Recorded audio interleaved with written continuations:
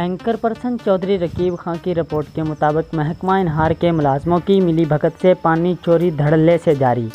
नहरी पानी के खाले में जगह जगह गैर कानूनी तौर पर पाइप लगा दिए गए। बेलदार, एसडीओ समेत मुलविस मुलाजमों के खिलाफ कार्रवाई अमल में लाई जाए, टहल के किसानों का मुतालबा।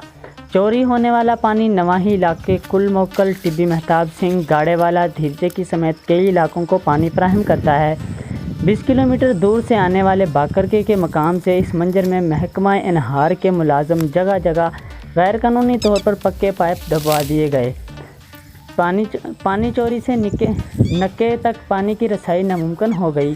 किसानों का बेलदार, एसडीओ समेत दीगर मुलाजमों के खिलाफ डिप्टी कमिश्नर और हुकूमत पंजाब से कार्रवाई का मुतालबा।